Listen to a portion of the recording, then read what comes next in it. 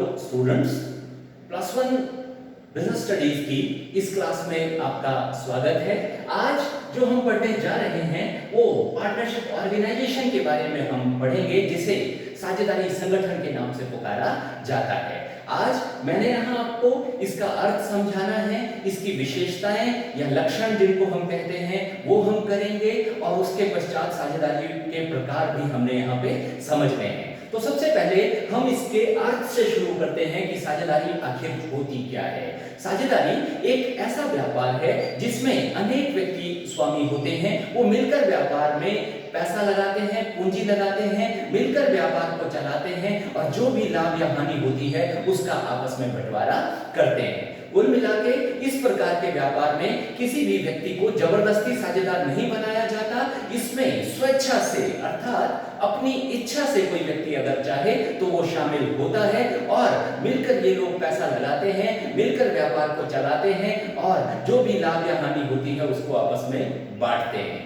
तो ये था साझेदारी का अर्थ। मैं यहां आपको बताना चाहूंगा कि जितने भी व्यक्ति साझेदारी में सदस्य होंगे उन्हें साझेदार कहा जाएगा। जैसे राम, श्याम और मोहन, तीन लोगों ने मिलकर अगर साझेदारी बनाई है तो वो तीनों जो है, राम भी साझेदार होगा, श्याम भी साझेदार होगा और मोहन भी साझेदार होगा। इन व्यक्तियों को साझेदार कहा जाएगा, और इन तीनों के समूह को फर्म के नाम से पुकारा जाता है। ये एक तरह से पार्टनरशिप की एक परिभाषा है, अर्थ है, जो मैंने आपको यहाँ पे स्पष्ट किया।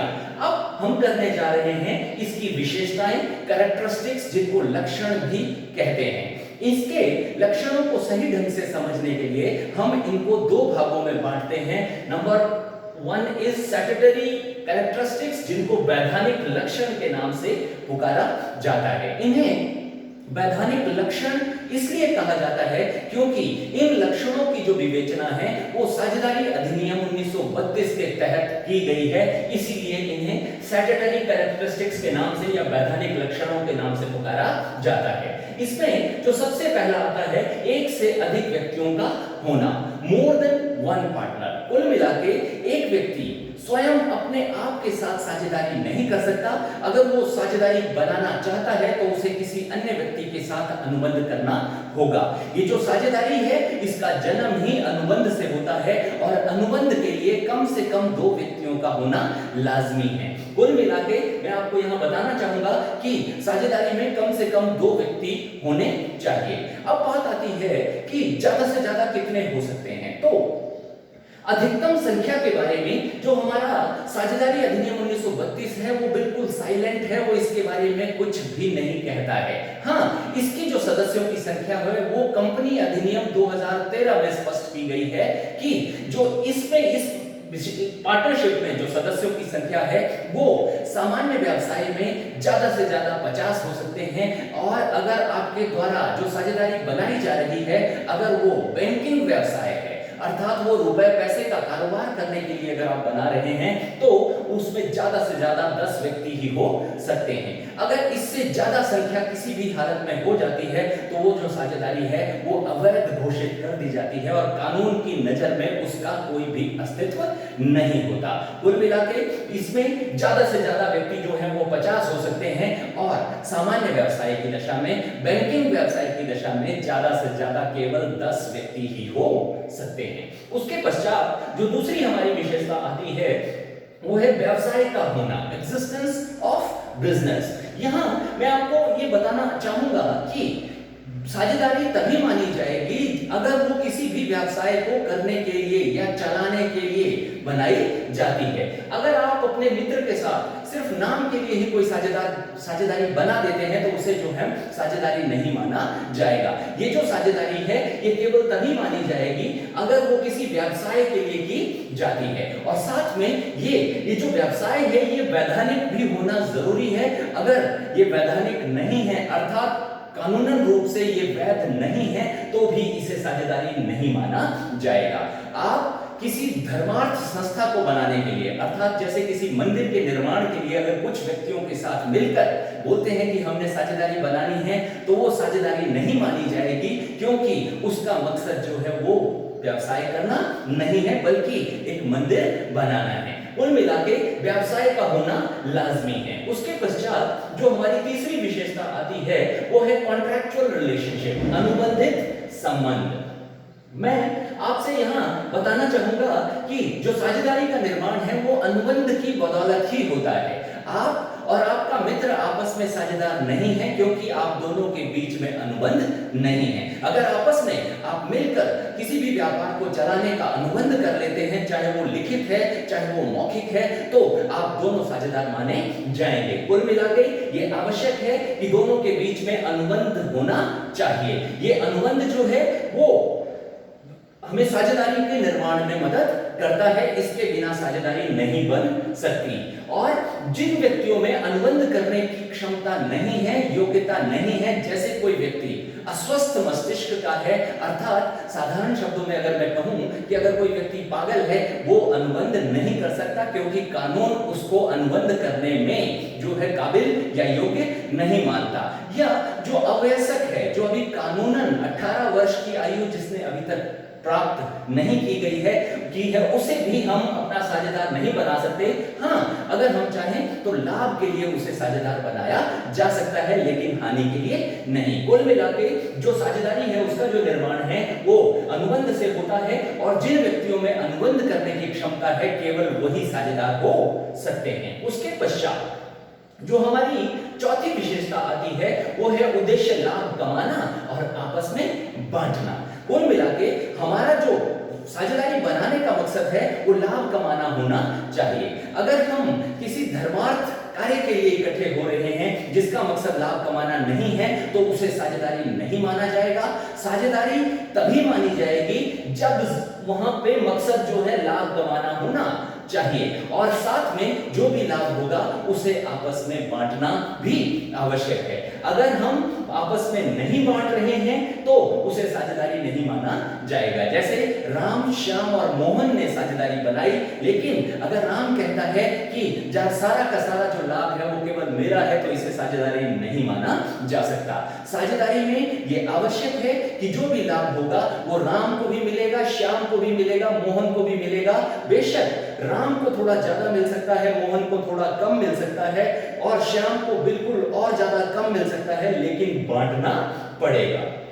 इसके अलावा जो पांचवी हमारी विशेषता आती है that is principal agent relationship. कुल मिलाके स्वामी एवं एजेंट का संबंध, इसको हम हिंदी में कहते हैं। जितने भी साझेदार होंगे उनके बीच में स्वामी और एजेंट का संबंध पाया जाता है। अन्य शब्दों में अगर हम समझें तो जितने भी साझेदार हैं वो डबल रोल में हमें देखने को मिलते हैं। वो सब के सब स्वामी भी हैं और सब के सब एक दूसरे के एजेंट भी हैं। यहाँ मैं आपको स्पष्ट करना चाहूंगा कि अगर एक व्यक्ति कोई कार्य कर रहा है, जैसे राम बैंक से लोन ले रहा है, तो वो श्याम और मोहन के एजेंट के रूप में कार्य कर रहा है। इसीलिए उस लोन को चुकाने की जो जिम्मेवारी होगी वो तीनों की होगी, राम की भी होगी, श्याम की भी होगी, मोहन की भी होगी।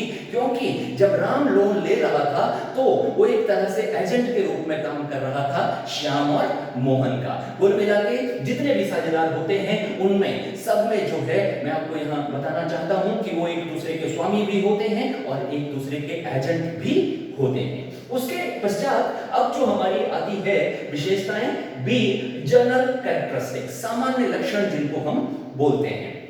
इसमें सबसे पहली जो विशेषता है वो है असीमित दायित्व, अनलिमिटेड लायबिलिटी। साझेदारी में जितने भी सदस्य होंगे, अर्थात जितने भी सदस्य यानी साझेदार हैं, उनका दायित्व असीमित होता है। अर्थात अगर कभी भविष्य में साझेदारी व्यापार अपने ऋणों को चुकाने में असमर्थ हो गया तो जो उनके द्वारा व्यापार में लगाई गई पूंजी है वो तो डूबेगी ही डूबेगी, उसके अलावा उनकी अन्य निजी संपत्ति को बेचकर भी व्यापार के ऋणों को चुकाया जाएगा। क्योंकि जितने भी साझेदार हैं उनका जो दायित्व है, लिमिटेड जो लायबिलिटी है वो यहाँ पे नहीं पाई जाती, वो कंपनियों की दशा में पाई जाती है। यहाँ पर जो दायित्व है अनलिमिटेड होता है, असीमित दायित्व साझेदारों का देखने को मिलता है। उसके पश्चात जो दूसरी हमारी विशेषता आती है वो है पृथक अस्तित्व नहीं, नो सेपरेट एग्जिस्टेंस। देखिए जो साझेदार है वो फर्म से अलग नहीं माना जाता, अर्थात फर्म के किए गए अनुबंधों के लिए सभी के सभी साझेदार जो है उत्तरदायी होंगे। फर्म को और साझेदारों को अलग अलग नहीं माना जाता, वो वास्तव में कोई कानूनन अलग अलग उनका अस्तित्व नहीं माना जाता। उसके पश्चात जो तीसरी हमारी विशेषता है वो है अत्यंत सद्विश्वास, ऑटमोस्ट गुड फेथ। कुल मिला के ये जो विशेषता है एक तरह से हमारी जो साझेदारी है उसकी आधारशिला है, फाउंडेशन भी है, जिसके ऊपर पूरी की पूरी साझेदारी टिकी होती है। जितने भी साझेदार होते हैं उन सब के बीच में सद्विश्वास का पाया जाना बहुत जरूरी है। उन्हें किसी भी तरह की कोई भी जानकारी अन्य साझेदारों से छुपानी नहीं है, उन्हें बतानी होगी। वो किसी भी तरह से कोई भी चीज जो है अन्य साझेदारों से गुप्त नहीं रख सकते। उसके पश्चात जो चौथा हमारी विशेषता आती है हित के हस्तांतरण पर रोक। कोई भी साझेदार अपनी मनमर्जी का मालिक नहीं है कि अपने हिस्से को जिस मर्जी को बेचकर चला जा सकता है। जैसे अगर राम चाहे भी तो मैंने किसी और अपने साथी को, रहीम को अपना हिस्सा बेच के निकल जाना है तो वो ऐसा नहीं कर सकता, क्योंकि उसके हित के हस्तांतरण पर रोक लगाई गई है। हाँ, अगर उसके अन्य साझेदार इस चीज के लिए सहमत हैं तो वो ऐसा कर सकता है, अर्थात वह मनमर्जी का मालिक नहीं है। अगर अन्य साझेदार चाहते हैं तभी वो इस कार्य को कर सकता है। ऐसा ही प्रवेश के लिए भी है कि अगर साझेदारी में किसी अन्य साझेदार को प्रवेश देना है, किसी चौथे साझेदार को शामिल करना है, तो वो भी तभी हो सकता है जब वर्तमान के तीनों साझेदार इसके लिए रजामंद हों, अन्यथा कोई एक व्यक्ति अपनी मर्जी से उसको शामिल नहीं कर सकता। उसके पश्चात अब हम पढ़ने जा रहे हैं साझेदारी के प्रकार यानी टाइप्स ऑफ पार्टनरशिप्स। ये 3 प्रकार की होती है। इसको सबसे पहले जो हम समझेंगे वो है सामान्य तथा सीमित साझेदारी, जिसे इंग्लिश में जनरल एंड लिमिटेड पार्टनरशिप के नाम से पुकारा जाता है। सामान्य साझेदारी वह साझेदारी होती है जिसमें साझेदारों का जो दायित्व है वो असीमित होता है, अर्थात अगर भविष्य में साझेदारी व्यापार अपने ऋणों को चुकाने में असमर्थ हो गया तो उसकी वो जो पूंजी उसने व्यापार में लगाई है वो तो डूबेगी। उसके साथ साथ उनकी निजी संपत्तियों की बारी भी आएगी। निजी संपत्तियों को बेचकर जो व्यापार के ऋण हैं उनको चुकाया जाएगा। सीमित साझेदारी वह साझेदारी होती है जिसमें साझेदारों का दायित्व सीमित होता है, अर्थात उनके द्वारा व्यापार में लगाए गए पूंजी तक ही सीमित होता है। इसके अलावा उनसे 1 रुपया भी वसूल नहीं किया जा सकता। लेकिन सीमित साझेदारी के बारे में मैं आपको कहना चाहूंगा कि सीमित साझेदारी एक ऐसी साझेदारी होती है जिसमें कुछ साझेदारों का दायित्व असीमित होना लाजमी है, जरूरी है। सभी साझेदारों का दायित्व जो है वो सीमित नहीं हो सकता। उसके पश्चात जो दूसरी हमारी साझेदारी का प्रकार आता है वो है ऐच्छिक तथा विशेष साझेदारी, जिसको partnership at will and particular partnership के नाम से पुकारा जाता है। ऐच्छिक साझेदारी वह साझेदारी होती है जो इच्छा पे निर्भर करती है। जब तक चलाना चाहेंगे चलाएंगे, जब इसको बंद करने का मन होगा तो हम इसको क्या कर देंगे, बंद कर देंगे। इसीलिए इसे ऐच्छिक साझेदारी कहा जाता है। जबकि विशेष साझेदारी वह साझेदारी होती है जो एक विशेष कार्य को संपन्न करने के लिए बनाई जाती है, और जैसे ही ये कार्य जो है संपन्न होता है वो साझेदारी अपने आप समाप्त हो जाती है। जैसे राम, श्याम और मोहन ने एक पुल बनाने के लिए साझेदारी की। जैसे ही ये पुल सब बनेगा, बनकर तैयार होगा, साझेदारी अपने आप क्या हो जाएगी, समाप्त हो जाएगी, क्योंकि ये साझेदारी विशेष साझेदारी थी। यहां मैं आपको बताना चाहूंगा कि इस पुल को बनाने में चाहे तो 6 महीने लगे, चाहे तो 1 साल लगे, चाहे तो 5 साल लगे, जब तक ये पुल नहीं बन जाता तब तक साझेदारी चलती रहेगी, क्योंकि ये विशेष साझेदारी है। उसके पश्चात जो हमारी तीसरी और अंतिम प्रकार की साझेदारी आती है वो है वैध तथा अवैध साझेदारी, जिसको लीगल एंड इलीगल पार्टनरशिप के नाम से पुकारा जाता है। लीगल पार्टनरशिप कौन सी होती है? ऐसी साझेदारी जो साझेदारी अधिनियम 1932 के प्रावधानों को पूरा करती है, उसके अंतर्गत कार्य करती है, किसी भी प्रकार की किसी प्रावधान की अवहेलना नहीं करती। इस प्रकार की साझेदारी को जो है हम वैध साझेदारी के नाम से पुकारते हैं। जबकि अगर उन प्रावधानों का उल्लंघन अगर कभी कोई कर देती है तो उस साझेदारी को जो है वो अवैध साझेदारी घोषित कर दिया जाता है।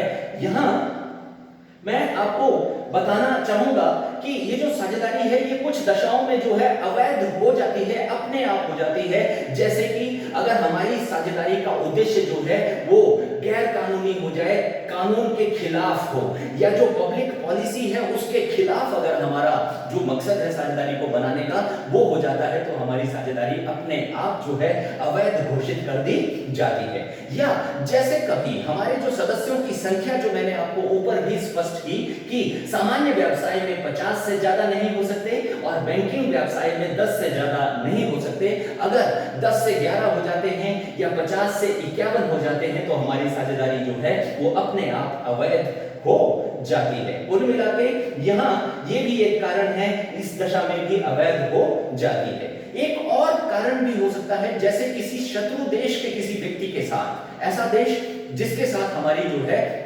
लड़ाई चल रही है या जो शत्रु देश की परिभाषा में आता है, उस देश के अगर किसी व्यक्ति को हम अपना साझेदार बना देते हैं तो भी हमारी जो साझेदारी है वो अपने आप अवैध मानी जाएगी और उसका कोई भी अस्तित्व कानून की नजर में नहीं होगा।